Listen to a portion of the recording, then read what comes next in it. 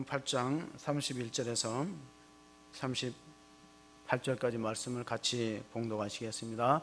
그러므로 예수께서 자기를 믿은 유대인들에게 이르시되 너희가 내 말에 거하면 참 내 제자가 되고 진리를 알지니 진리가 너희를 자유롭게 하리라. 그들이 대답하되 우리가 아브라함의 자손이라 남의 종이 된 적이 없거늘 어찌하여 우리가 자유롭게 되리라 하느냐. 예수께서 대답하시되 진실로 진실로 너희에게 이르노니 죄를 범하는 자마다 죄의 종이라. 종은 영원히 집에 거하지 못하되 아들은 영원히 거하나니 그러므로 아들이 너희를 자유롭게 하면 너희가 참으로 자유로우리라. 나도 너희가 아브라함의 자손인 줄 아노라. 그러나 내 말이 너희 안에 있을 것이 없으므로 나를 죽이려 하는도다. 나는 내 아버지께서 본 것을 말하고 너희는 너희 아비에게서 들은 것을 행하느니라. 아멘. 예수님 누구신가요? 저와 여러분에게 예수님은 어떤 분이신가요? 오늘 우리가 예배에 참석하면서 우리 각자에게 던져보아야 될 질문입니다. 국제선교회를 창립한 WEC라는 단체를 창립한 찰스 토마스 스터드, 보통 C.T. 스터드라는 분은 이런 말을 남겼습니다. If Jesus Christ is God and died for me, then no sacrifice. 예수가 하나님이고 그가 나를 위해 죽으셨다면 그를 위한 어떤 희생도 과하다고 할 수 없다. 오늘 예배 현장에 참석한 여러분에게 예수님 어떤 분이냐? 그분이 만일 창조주고 세상을 창조한 전능자이시고 나를 위해서 십자가에 피 흘려 죽으신 분이라면 내가 그를 위해 살아가는 것이 과연 손해일까? 상실일까? 그 민노아라는 미국의 북장로교에서 파송을 받았던 선교사가 찬송가 가사를 96장을 썼습니다. 그에게는 몇 가지 별명이 붙어 있습니다. 충청 중부권 선교의 아버지, 찬송가의 대부, 전도지의 왕.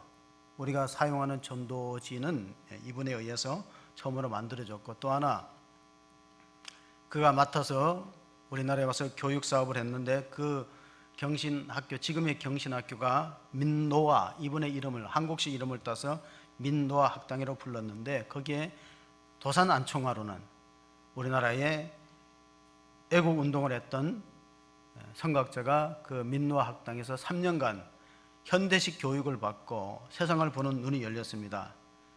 이분은 평안남도 강서군 출신인데 한학을 공부하다가 겨울 이 선교사를 만나서 개종했죠. 예수님을 믿고 그 학당에서 공부하다가 내가 큰 인물이 되기 위해서는 미국에 와서 공부해야 되겠다. 그래서 유학을 떠납니다. 결혼하고 유학을 떠나서 샌프란시스코에 머물러 있을 때 하루는 나가보니까 우리 동족들이 한국 사람들끼리 서로 시비가 붙어 싸웁니다.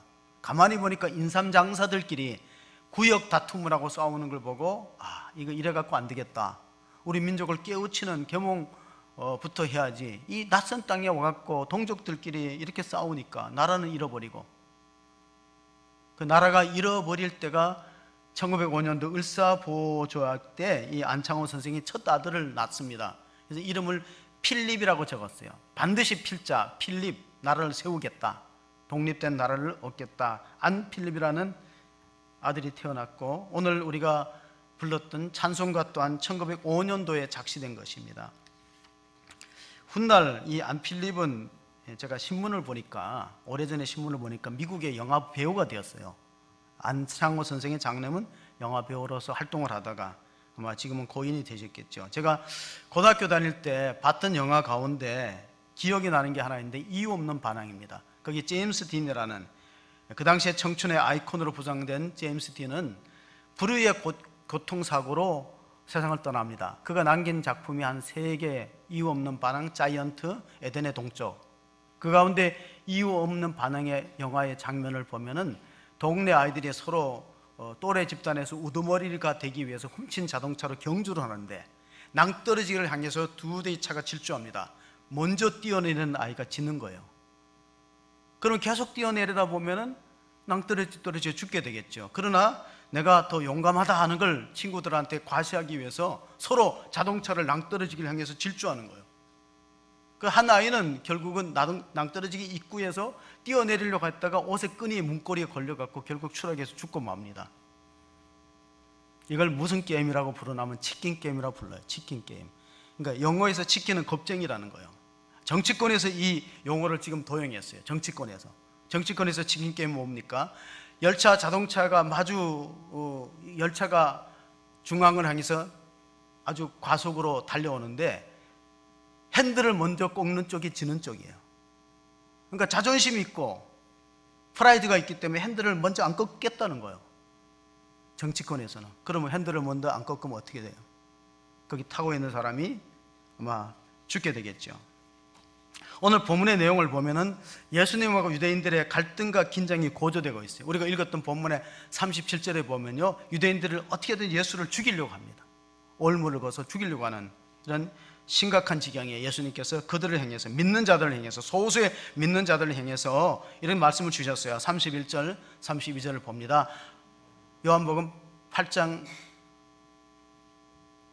31절, 오늘 읽었던 본문을 보시겠습니다. 8장 31절 같이 읽습니다. 그러므로 예수께서 자기를 믿는 유대인에게 이르시되 너희가 내 말에 거하면 참으로 내 제자가 되고 진리를 알지니 진리가 너희를 자유롭게 하리라. 우리는 다 자유롭게 살고 싶고 구속받는 걸 본능적으로 싫어합니다. 그런데 그렇게 자유로워지려면 진리를 알아야 된다는 겁니다. 공자는 일찍 이런 말을 남겼어요. 조문도 석가 사이, 아침에 도를 들으면 저녁에 죽어도 한이 없다. 이런 구도적인 열정이 필요합니다. 오늘 현대인들은 이런 구도의 자세를 많이 잃어버리고 있어요. 내가 아침에 도를 들으면 저녁에 죽어도 좋다. 나한테 진리를 가르쳐달라. 진리를 알면은 내가 자유로울 수 있을 텐데. 가끔 길에서 도에 대해서 아십니까? 그 이단입니다. 성경은 이 도라는 말씀을 말씀으로 바꿨어요. 로고스. 그래서 이제 우리가 요한복음 읽었는데 요한복음 1장 1절에 보면은 이런 말씀이 있습니다. 보십니다. 태초에 말씀이 계시니라. 이 말씀이 하나님과 함께 계셨으니 이 말씀은 곧 하나님이시라. 이 헬라어에는 말씀이 로고스로 되어 있어요. 도, 진리, 도, 말씀 같은 거예요. 그러니까 태초에, 창세기 1장 1절에 태초에 하나님이 천지를 창조하시니라, 그 태초와 요한복음 태초 동일한 단어를 썼습니다. 영어 성경에는 in the beginning, 처음 시작에, 기원에. 그런데 그 말씀이 요한복음 1장 14절에 보면은 말씀이 육신이 되었다는 본문이 나오는데 이것은 하나님이 육체가 되었다는 뜻입니다. 같이 보시면은 말씀이 육신이 되어 우리 가운데 거하심에 우리가 그의 영광을 보니 아버지의 독생자의 영광이요 은혜와 진리가 충만하더라. 여러분 혹시 수학을 보면 대입법이라는 게 있어요. 대입. 공식 두 개를 대입할 때 보면은 오늘 요한복음 1장 1절과 14장을 대입하면 이렇습니다. 태초에 말씀이 계시는데 그 말씀이 곧 하나님이다. 그런데 1장 14절에 대입해 보면 말씀이 육체가 되었다는 것은 하나님이 육체를 입고 오셨다는 거예요. 그분이 예수님이기 때문에 그분을 믿고 그분 안에서 자유함이 있다 하는 사실을 강조하고 있습니다. 여러분, 예수님은 성육신하신 하나님이시다. 그래서 우리가 예수 그리스도를 이야기할 때 두 본성을 믿어야만 온전한 신앙이 됩니다. 왜? 그는 완전한 하나님이시라는 신성과 또 완전한 인간이라는 인성을 가지신 겸하신 분이다. 그런 분이 세상에 유일하게 한 분밖에 없어요. 누구도 사람이면 사람이고 신이면 신이지, 신이며 사람 두 가지 본성을 갖고 있는 분은 유일하게 예수님밖에 없기 때문에 오늘 우리가 자유에 대해서 말씀을 읽는데 참 자유는 다른 말로 표현하면 구원이라고 바꿔도 돼요. 구원받은 사람이 자유로운 사람인데 이 구원이라는 건 다시 말하면 하나님의 자녀로서 그 명분을 회복하는 것입니다. 원래 우리가 하나님의 자녀로 태어났지만은, 창조되었지만은 우리가 사탄에게 쏘가서 종노릇했고 죄의 종노릇했는 자리에서 하나님의 자녀의 신분으로 다시 명분을 얻게 되는 거. 요한복음 1장 12절에 예수님 하신 말씀입니다.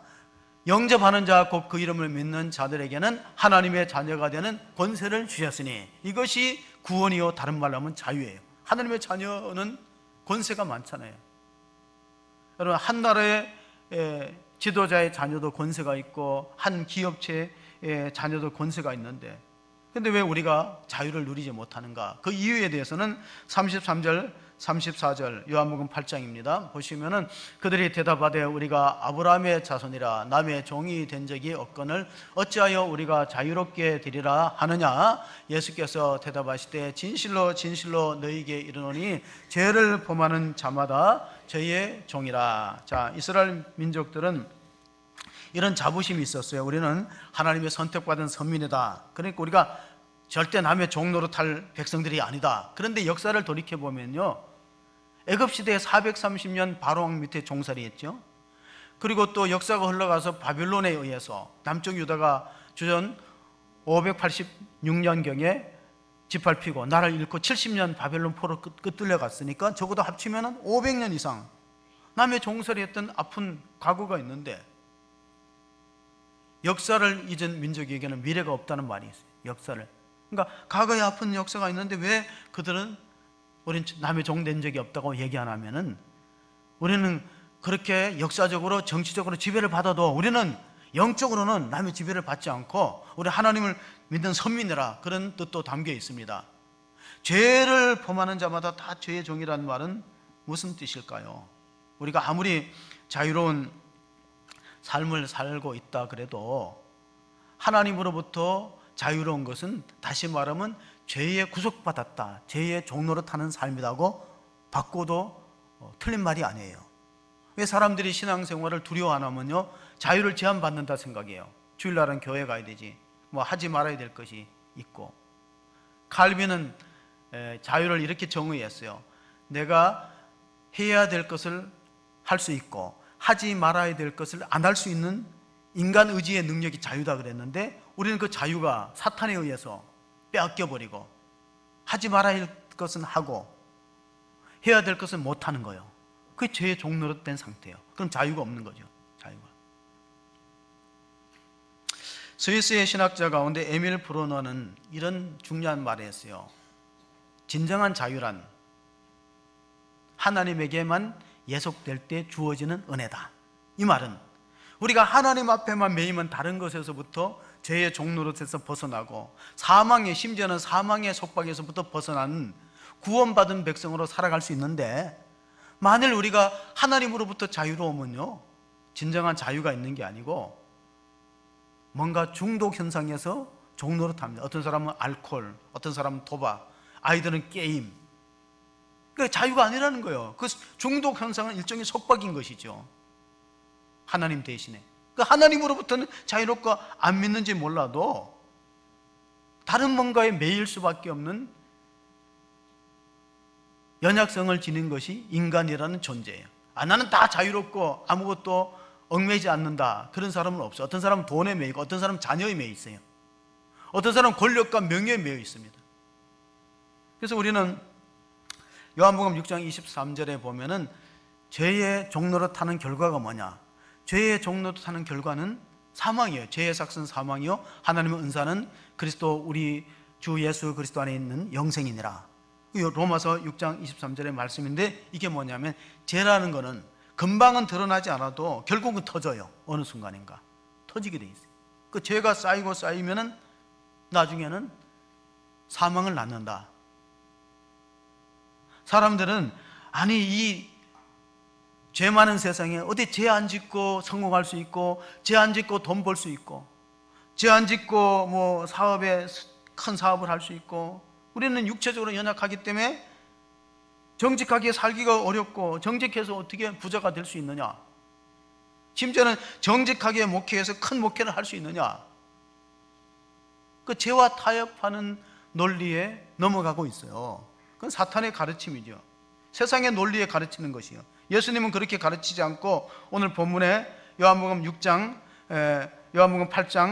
35절 36절을 보면요, 자, 종은 영원히 집에 거하지 못하되 아들은 영원히 거하나니 그러므로 아들이 너희를 자유롭게 하면 너희가 참으로 자유로우리라. 아멘. 어거스틴도, 성자로 알려진 어거스틴도 그런 말을 했어요. 자, 우리가 하나님께 매이면은 다른 모든 것에서 자유롭다. 정말 우리가 하나님을 진심으로 사랑하면은 하나님 우리에게 자유를 준다는 거예요. 너 해보고 싶은 대로 한번 해보라. 하나님 진정으로 사랑하는 사람이 악한 일을 하겠습니까? 로마의 그 민주 정치가였던 페리클레스는 이런 말을 했어요. 행복은 자유에서 오고 자유는 용기에서 온다. 맞는 말이에요.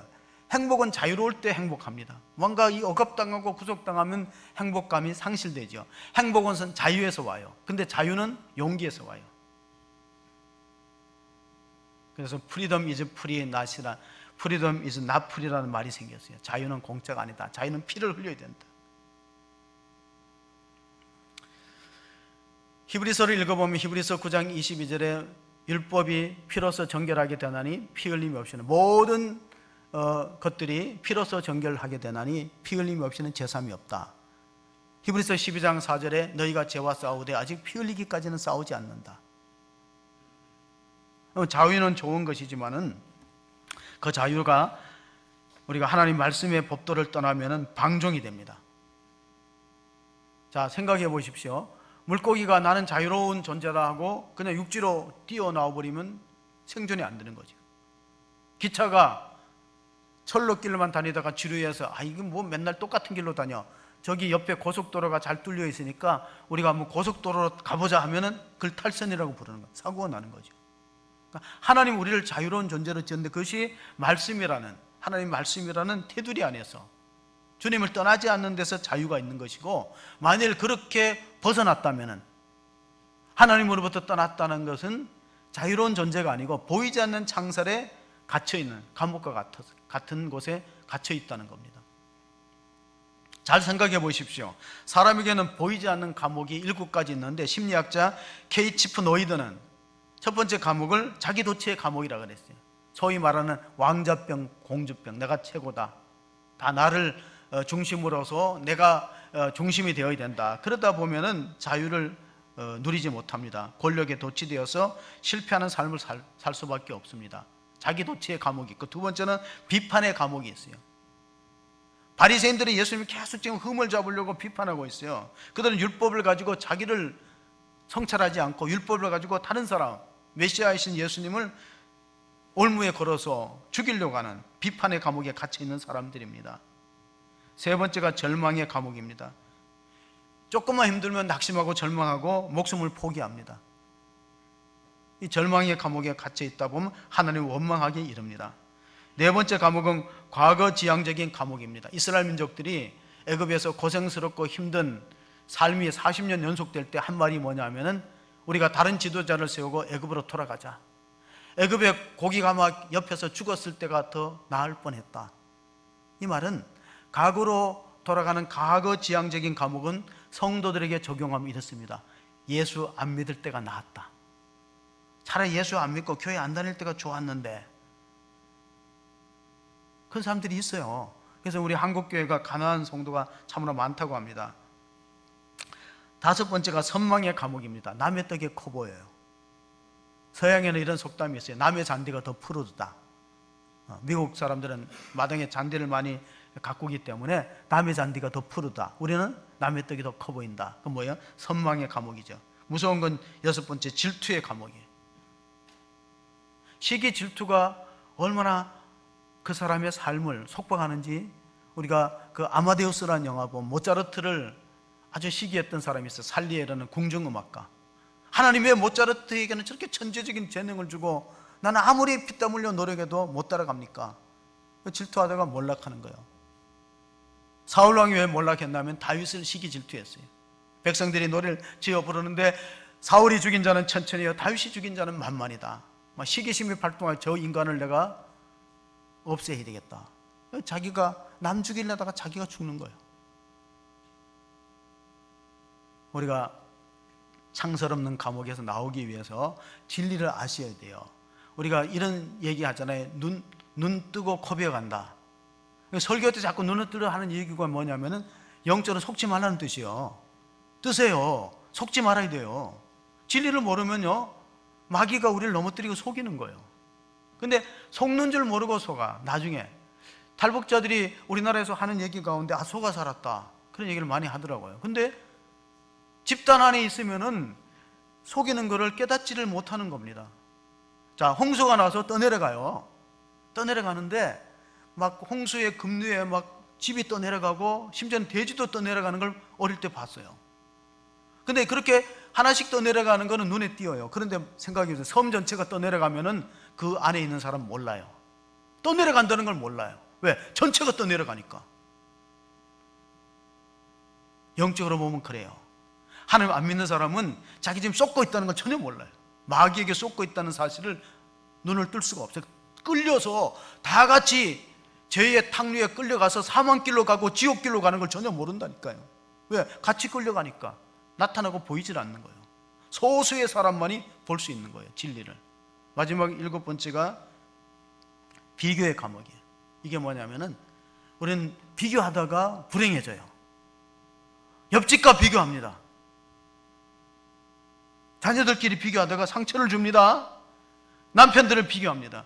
하나님이 우리에게 심어주는 것은 창조의식이야. 너는 다른 사람하고 다르다. 다 달라요. 자녀들도 다 달라요. 재능이 다르고 성격이 달라요. 창조의식을 가져야 되는데 자꾸 부모들이 비교의식을 심어줘요. 너는 왜 형만큼 못하느냐. 그렇게 하면 안 된다는 거예요.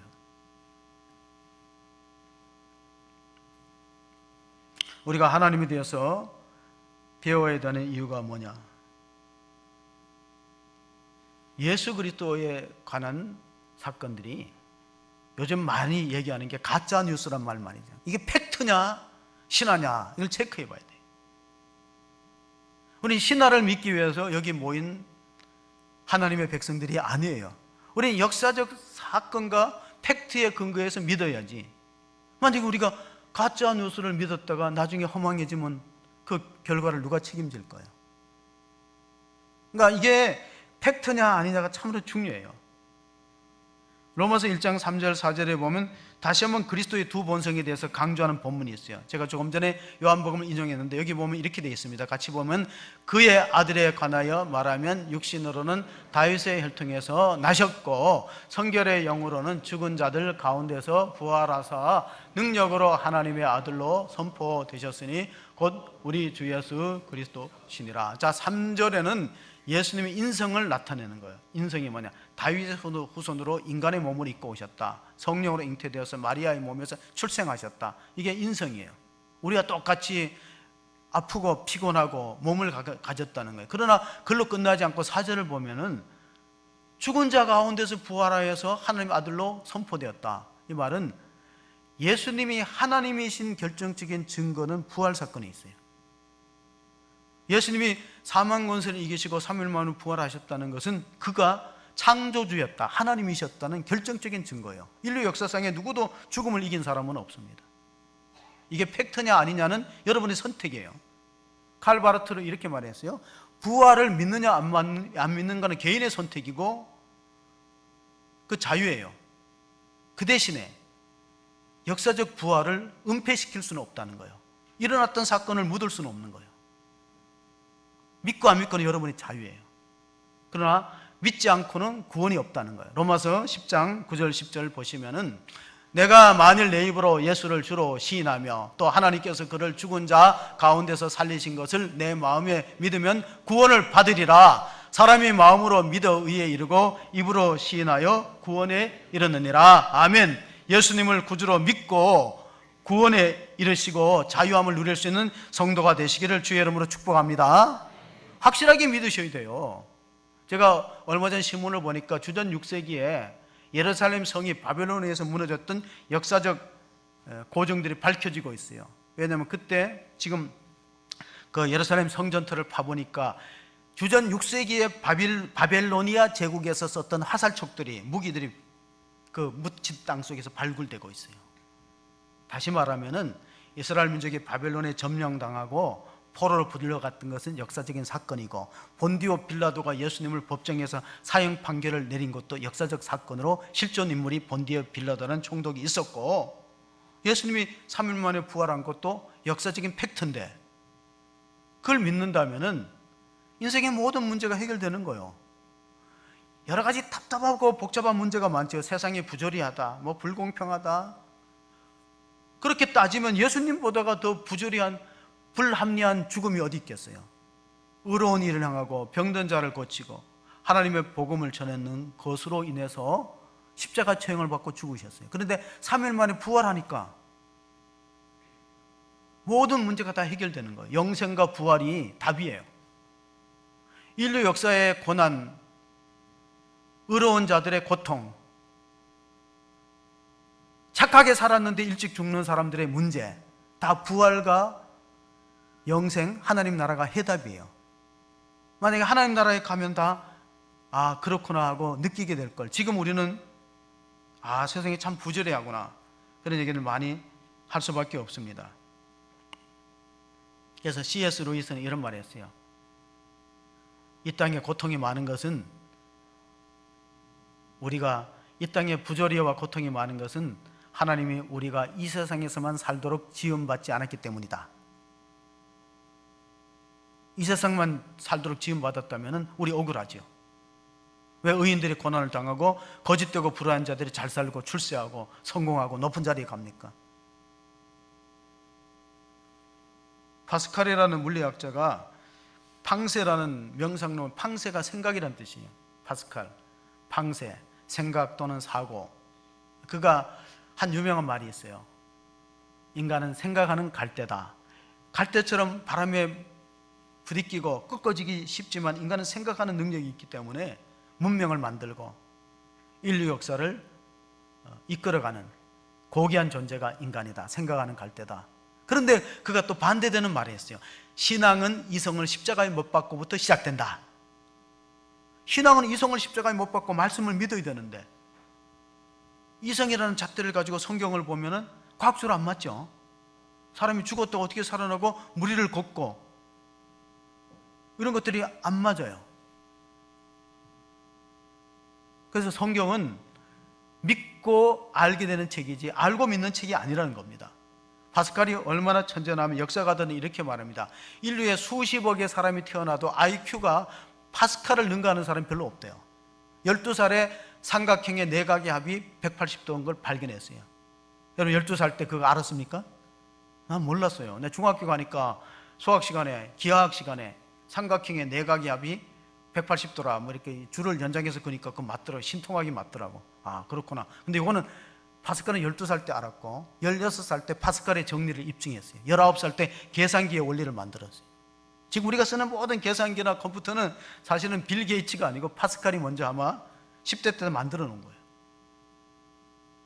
이런 천재도 파스칼이라는 그 팡세라는 글에 자기가 예수 믿으면서 받은 은혜를 이렇게 적고 있어요. 여러분, 하나님이 계시는 것과 안 계시는 것, 죽은 다음에 심판이 있는 것과 없는 것, 부활과 영생이 있는 것 없는 것, 과학적으로 논리적으로 증명 안 됩니다. 그래서 그를 파스칼의 내기의 이론이라는 말을 적었어요. 내기의 이론이 뭐냐? A라는 사람은 성경 말씀이 진리라는 걸 믿고 인생을 걸었다는 거예요. 그래서 교회도 열심히 다니고 영생과 부활이 있고 천국이 있고 심판이 있다는 걸 믿었는데, B라는 사람은 안 믿었어요. 근데 죽었다. 자, 죽었습니다. 결과 어떻게 됐습니까? 진짜로 천국과 영생과 부활이 있는 사람은 대박이고 없는 쪽에 걸어는 사람은 쪽박이다. 쪽박도 안 된다. 슬피 울며 이를 갈미 있으리라. 예수님 하신 말씀대로. 반대의 경우가 있잖아요. 정말 하나님 나라가 있고 영생과 부활이 있고 심판이 있던 걸 믿었는데 죽고 나니까 아무것도 없다. 그럴 수도 있잖아요. 많은 경우에. 그래서 믿었던 사람은 크게 손해날 게 없다는 거예요. 교회를 다녔기 때문에 술, 담배도 안 하고 더 건강하게 살 수 있고 기쁨과 마음의 평안을 누리며 살 수 있기 때문에 조금 억울하긴 해도 크게 손해볼 건 없는데, 그러니까 그 파스칼이 천재인 건 천재인 것 같아. 이거 논리적으로도 예수 믿는 게 훨씬 낫다. 확률상 훨씬 낫고, 만약의 경우 성경 말씀대로 심판이 있고 지옥이 있고 천국이 있으면은 안 믿으면은 그거는 완전히 정말 슬피 울고 이를 가는, 그것도 영원토록. 그러므로 우리가 결론을 한번 읽어보겠습니다. 마지막 결론이 요한복음 8장 37절 38절입니다. 읽습니다. 나도 너희가 아브라함의 자손인 줄을 아노라. 그러나 내 말이 너희 안에 있을 것이 없으므로 나를 죽이려 하는도다. 나는 내 아버지에게서 본 것을 말하고 너희는 너희 아버지에게서 들은 것을 행하느니라. 자, 본 것하고 들은 것에 속담이 있어요. 고사성어 백문이 불여일견이라. 너희들은 아버지한테 들은 거 하는데 본 것이 더 확실하지 들은 게 확실하냐? 백문이 불여일견이라.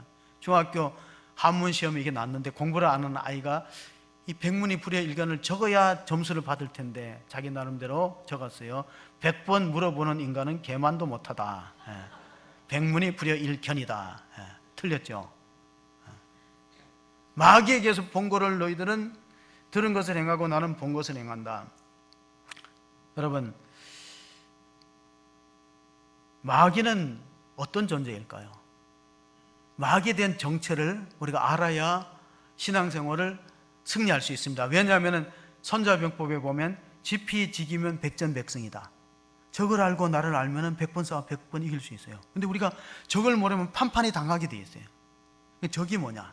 우리 신앙의 적은 옆 사람이 아니에요. 나를 좀 힘들게 하는 성도가 아니에요. 나를 핍박하는 가족이 나의 신앙의 적이 아니에요. 나를 힘들게 하는 신앙생활에 어려움을 주는 사람의 뒤에 숨어있는 영적 실체를 봐야 돼요. 그 배후 세력이야. 배후 세력. 배후 세력을 알아야 돼요. 요한복음 8장 44절에 마귀에 대해서 이렇게 정의를 내립니다. 너희는 너희 아비 마귀에게서 났으니 너희 아비의 욕심대로 너희도 행하고자 하느니라. 그는 처음부터 살인한 자요 진리가 그 속에 없으므로 진리에 서지 못하고 거짓을 말할 때마다 제 것으로 말하나니 이는 그가 거짓말쟁이요 거짓의 아비가 되었음이라. 마귀는 살인한 자요 거짓의 아비예요. 근데 숱한 사람들이 거기에 쏘가 넘어가는데 왜 쏘가 넘어가냐면은 마귀가 우리 애들에게 거짓말할 때 우리가 정말로 마음이 깨끗하고 순수하고 욕심이 없으면 안 넘어가요. 근데 이게 합쳐지거든요. 마귀의 거짓말하고 우리의 욕심 합쳐지면 넘어가는 거예요. 에덴 동산을 보세요. 자, 진리는 뭐냐? 팩트는 이것을 먹는 날에는 선악과 나무를 먹는 날에는 정령 죽으리라. 이게 팩트예요. 팩트. 사실. 그런데 마귀는 그걸 바꾸지요. 안 죽어. 먹으면 눈이 밝아져서 하나님과 동등돼. 그건 가짜 뉴스예요. 이제 우리의 선택에 달려 있어요. 팩트가 있고 가짜 뉴스가 있어요. 그건 분별하는 영적 지각이 있어야 되고 뭘 선택하느냐가 우리의 몫이에요. 어느 민족 누구게나 선택할 때 있나니. 참과 거짓 싸울 때, 참과 거짓이 싸울 때 어느 편에 설 거냐. 그런데 되게 넘어가는 사람들은 되게 욕심이 있어요. 사기꾼한테 넘어가는 사람은 사기하는 사람도 나쁘지만은 욕심이 많아요. 경계하세요. 절제하십시오. 그래서 이단에 넘어가는 사람들의 특징이 뭐냐면은 교회에서 마음이 떠난 사람이에요. 기성교에 만족하지 못하는 사람이 이단에 넘어가요. 여기 좋은 은혜로운 성경 공부 잘 쪼개는 데 있다 그러면 솔깃해요. 왜? 기성교에 만족하지 못하니까. 기성교회 지도자를 신뢰 안 하니까. 마귀의 꾀임에 넘어갈 위험성이 참으로 많이 있는데 안타까운 것은 그러면 교주가 죽으면 돌아와야 되는데 여러분 교주가 죽었다고 이단에 있는 사람들이 돌아오는 거 보셨어요? 안 돌아와요. 또 다른 거짓말로 합리하면 거기 넘어가니까 안 들어가요. 거짓의 아비의 종노릇 하는 거예요. 자, 다시 성경으로 돌아와 봅시다. 성경은 쓴 기간이 1500년이 넘어요. 세상에 어떤 책을 1500년 동안 쓴 책이 있나요? 1500년 동안 쓴 책은 없어요. 성경을 쓴 기록된 저자가 40명이에요. 모세로부터 사도 요한까지. 근데 이 40명이 만나갖고 우리가 이렇게 쓰자고 논의 한 적이 없어요. 논문을 이렇게 우리가 만들어서 논문을 만들자고 입을 맞춘 적이 없어요.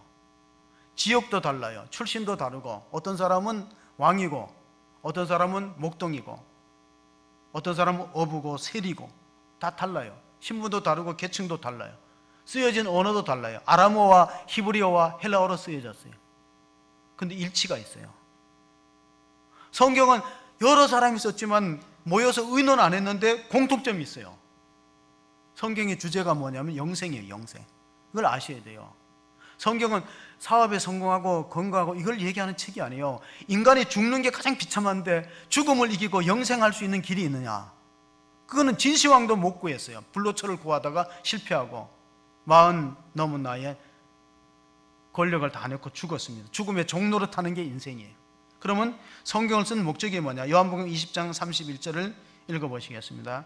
같이 읽습니다. 오직 이것을 기록하면 너희로 예수께서 하나님의 아들 그리스도이심을 믿게 하려 하며 또 너희로 믿고 그 이름을 힘입어 생명을 얻게 하려 함이니라. 아멘. 두 가지예요. 성경을 기록한 목적은 예수가 창조주 하나님이라는 걸 믿게 하는 거고, 그 그리스도를 믿음으로써 뭘 얻는다고? 영생 얻는 거예요. 그 두 가지 목적 위에는 성경을 이렇게 방대하게 쓸 이유가 없는데, 성경의 기록 목적을 모르니까 안 읽는 거예요. 예수님께서 3년 동안 제자 훈련을 하시고 가이사 빌립보 지방에서 물어봅니다. 자, 이제 졸업할 때가 됐으니까 세상 사람들이 나를 누구라 하느냐? 그랬을 때 제자들이 말했어요. 세례 요한이다. 세상 사람들은 세례 요한이다. 아니면은 엘리야나 예레미야 같은 선지자다. 이 말은 이렇습니다. 예수님이 누구냐고 물으면 세상 사람들은 석가모니나 공자나 소크라테스, 마호메트 같은 성인이다. 근데 예수님 만족하지 않았어요. 그러면 너희는 나를 누구라 하느냐? 그때 마태복음 16장 16절에 시몬 베드로가 대답하여 이르되 주는 그리스도시요 살아계신 하나님의 아들이다. 아들이시니다. 당신은 하나님이 성육신 하신 분입니다. 메시아입니다. 바요나 시몬아 내가 복이 있도다. 이를 알게 한 이는 혈육이 아니고 하늘에 계신 하나님이다. 성령께서 가르쳐 주신 지식이다. 그리고 그 반석 위에 교회를 세운다고 말씀해 주었습니다. 자, 예수님 당시에 예수님에 대해서는 세 가지 평가가 있어요. 우리가 성경을 이 8장을 계속 읽어보니까 나중에 보니까 예수님을 귀신 들렸다고 해요. 그러니까 예수님에 미쳤던가 귀신 들린 사람이다. 이게 하나예요. 두 번째, 예수님은 거짓말쟁이로 자기가 메시아가 아닌데 메시아라고 거짓말한다. 그 다음에 세 번째는 예수님이 자기를 하나님이라고 과대 포장해서 이거를 신성모독이라고 부르는데, 신성모독하는 사람은 돌로 죽여야 되는 거예요. 돌로 쳐서. 그리고 마지막은 그럼 예수님이 자신이 말씀하신 대로 하나님의 아들이시고 하나님의 성육신 하신 분이냐? 그러면 하나님 앞에 경배를 해야죠. 그러니까 유대인들은 지금 딜레마에 빠져 있어요. 어떤 게 딜레마냐? 이분을 메시아로 그 앞에서 엎드려서 경배를 해야 되는 건지, 아니면은 본인이 스스로 하나님이라고 자처했기 때문에 죽여야 되는지, 둘 중에 하나를 선택해야 돼. 지금도 수많은 사람들이 마음속에 예수님 죽이거든. 아니야. 예수님은 정신병자나 미치광이지. 그리고 종교적으로 사기극을 연출하는 소수의 사람만이 예수님은 성경에 기록된 대로 하나님의 아들이시고 우리가 그를 힘입어 생명을 얻는 것이다. 요한복음 10장 33절을 한번 읽어보시겠습니다. 유대인들이 대답하되 선한 일로 말미암아 우리가 너를 돌로 치려는 것이 아니라 신성모독으로 인함이니 내가 사람이 되어 자칭 하나님이라 함이로다. 이 말은 유대인들이 예수님을 하나님의 아들로 안 받아들인다는 거예요. 너 거짓말하는 거 아니야. 넌 사람인데 왜 자기를 스스로 하나님이라고 해? 이런 신성모독하는 일이 있느냐? 죽여야 돼요. 그래서 십자가에 넘긴 거예요. 이제 여러분이 이제 선택이 남았어요. 만일 예수님이 하나님의 아들이시고 하나님이고 나를 위해 죽었다면 이보다 더 큰 은혜가 없어요. 그 생각할 때마다 눈물이 나고 감동이 되고, 내가 주를 위해서 어떻게 남은 생애를 하나님을 위해서 살아야 될까, 그걸 생각하게 돼요. 근데 이게 믿어지지 않고 이게 사실로 다가오지 않으니까 신앙생활은 힘들어요. 여러분, 진리가 다수결일까요? 자, 진리는 다수결이라고 생각하면은 이스라엘 민족은 자유와 해방을 못 얻어요. 왜? 12명은 정탐꾼을 보냈거든요. 가나안 땅을 정탐하러 들어왔는데 2명만이 우리가 그 땅을 들어가서 하나님의 축복을 경험할 겁니다. 긍정적으로 말했지만 10명은 안 된다 그랬거든. 우리가 그 땅에 들어가면 우리는 다 죽고 처자식은 노예나 종으로 사로잡힐 거예요. 들어가면 안 됩니다. 그러면 다수결로 결정을 했으면은, 그렇다, 우리가 다시 애굽에 가서 종노릇 하자. 그래서 잘못했다 그러고 용서를 구하고 빌고, 우리가 땀만 먹고 이 자유를 향해서 우리 처자식 다 이끌고 가나안 땅을 가려고 했는데 잘못된 생각이니까 우리를 용서하고 받아주세요 하고 돌아가야 돼요. 다수결로 하면. 교회는 신본주의예요. 하나님은 신정국가를 세우려고 했지 민주국가, 공산주의, 민주주의 아니에요. 신정주의. 하나님이 다스리는 나라. 근데 민주주의가 좋은 건 뭐가 좋냐면 노벨 경제학상을 받은 사람이 발표했어요. 노벨 경제학상을 받은 사람이 뭐라고 발표했냐면은, 그게 중요한 얘기인데, 그게 이 나라가 경제적으로 성장하기 위해서는 두 가지가 있을 때, 민주정치와 자유시장 경제, 그거를 해야만 경제가 성장한대요. 왜 그러나 한번 잘 보세요. 통제된 사회, 공산주의 사회는 마치 한 달란트를 묻은 사람이 그거를 땅에다가 묻어버리고 활용 안 하는 것처럼, 통제된 사회에는요, 그 인간이 갖고 있는 창의력이 개발이 안 되는 거예요. 지금 4차 산업시대가 가까워지는데, 4차 산업시대에 그 한솔 교육이라는 그 사장이 그 4차 산업시대에 필요한 교육을 얘기를 해줬는데, 도표를 보시면요, 그 네 가지가 나옵니다. 4차 산업시대에 그 네 가지 C가 뭐냐면, 4C가 뭐냐면 비판적, critical thinking, 그 다음에 창의력, creativity, 그 다음에 communication, 그 다음에 collaboration은 서로 협력하는 거예요. 이게 이제 4차원 시대의 교육 이념이고, 이렇게 자녀를 가르쳐야 된다는 거예요. 자, 그러면은 생각해 보세요. 우리가 하나님의 말씀을 깊이 읽고 자꾸 은혜를 받아야 될 이유가 뭐냐면은, 아이들을, 이 말씀을 읽는 아이들을 만들어야 돼요. 서양에는 도서관에 이런 글이 적혀 있어요. 리더 이즈 리더다. 지도자는 독서가다. 책을 읽는 아이들이 창의력이 개발됩니다. 창의력이 개발되고, 그래서 21세기의 인재에 합당하는 그런 자녀가 되는데, 진리의 길이 넓은 문이 아니에요. 예수님도 말씀하셨어요. 좁은 문으로 들어가라. 멸망으로 인도하는 길은 그 길이 넓고 많은 사람이 그대로 들어가지만, 좁은 문으로 들어가는 사람은 길이 협착하여서 많이 들어가지 않는다. 그런 이야기를 해주면서, 우리가 참으로 한 가지만 더 말씀을 드리면요, 그 가정치유 목회하는 분이, 그 정태기 박사라는 분이 있어요. 그분이 이제 그 가정 치유 목회 상담원의 총장으로 계시는데, 그분이 자녀를 망치는 지름길, 그런 말을 했어요. 자녀를 망치는 지름길이 뭐냐면 부부싸움 하는 거래요. 어린아이가, 크면은 괜찮은데 어린아이가, 마치 초등학교 미만의 아이가 부부싸움 하는 현장을 목격했을 때 느끼는 공포감이 사형수가 죽음을 기다리는 공포감하고 똑같아 그랬거든요. 애들이 엄청난 상처와, 그 아이들이 자라면은 중독자가 될 확률이 참 높아진다는 거예요. 뭔가 하나에 빠져갖고 자유를 못 누리는 인격으로 성장되기 때문에 절대로 그렇게 하면 안 된다는 거예요. 그럼 대신 어떻게 돼? 기도하는 모습, 말씀 있는 모습을 보여줘야 되는데, 1654년도 11월 달 자정 무렵에 파스칼이 그 하나님 만났어요. 인격적으로 하나님 만나서 그가 외투에다가 안쪽에다가 적어 놓았어요. 양피지에다 글을 적어서, 그러니까 양복을 바꿀 때마다 그 양복 안에 있는 안감을 도려내 갖고 자기가 썼던 양피지에 글을 적어서 간직하고 8년 동안 그렇게 죽을 때까지, 그가 오래 살지는 못했어요. 40살 정도에 세상을 떠났는데 8년 동안 그 받은 은혜를 간직하면서, 아브라함의 하나님, 이삭의 하나님, 야곱의 하나님은 철학자의 하나님이 아니다. 나는 하나님을 만났다. 기쁨, 확신, 평안, 자유, 그걸 적어 놓았어요. 여러분, 정말로 예수님 인격적으로 만나는 것은 복음서를 통해서예요.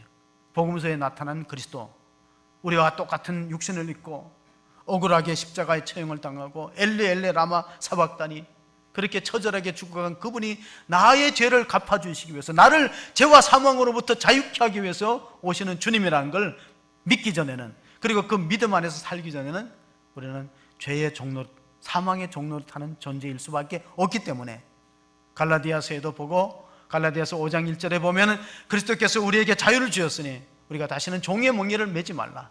그런데 이 자유를 가지고 방종하는 데 쓰지 말고, 자기 육체를 쓰지 말고, 갈라디아서 5장 13절에 보면은요, 끝으로 한번 이렇게 읽어봅시다. 형제들아, 너희가 자유를 위하여 부르심을 입었으나 그러나 그 자유로 육체의 기회를 삼지 말고 오직 사랑으로 서로 종노릇하라. 아멘. 가정에는 보면요, 사랑이 많은 사람이 집니다. 사랑이 큰 사람이 져주는 거예요. 종노릇하는 거예요. 왜? 공동체의 화목과 화평을 위해서 져주는 거예요. 그러니 그리스도께서 우리를 자유를 줬는데 우리는 그 자유를 가지고 주님 앞에 종노릇하는 것이 올바른 신앙이에요. 그래서 우리가 예배를 드리고 기도하고 이게 다 보면은 사랑으로 자원해서 종노릇한 거예요. 왜? 주님이 나 대신 종이 되어서 십자가에 죽으셨기 때문에 내가 그 은혜를 생각하면 내가 자유를 반납하는 거예요. 진정한 의미에서 구원받은 사람은 자유를 얻었지만 자유를 반납하는 거예요. 주님 앞에 주님 저를 써주세요. 그러면 주님은 어떤 쓸모없는 인생, 우리가 찬송가 310장에 하나님의 은혜로 이 쓸데없는 자, 이 쓸데없는 자도 주님의 손에 밟히면요 쓸모있는 자가 되는 거예요. 베드로가 쓸데있는 사람이었나요? 사도 바울이 쓸데있는 사람이냐? 쓸데없는 자, 이 죄인 중에 계속 쓸데없는 자가 하나님의 은혜를 받으니까 쓸모있는 인생, 값진 인생, 보람있는 인생을 살아가기 때문에 우리가 주님 안에서 말씀에 사로잡혀서 진정한 그리스도 안에서 자유를 누리며 사랑으로 서로 종노릇하는 아름다운 성도로 살아가시기를 주의 이름으로 축복합니다. 아멘. 하나님 아버지 감사합니다. 오늘 우리가 말씀을 통해서 사복음서를 통해서 인격적으로 주님을 만나게 하시고 진리를 알지니 진리가 너희를 자유케 하리라고 말씀해 주었습니다. 아들이 너희를 자유롭게 하면 진정으로 자유로울 것이라고 했습니다. 우리 삶에는 우리를 속박하는 많은 멍에들이 있습니다.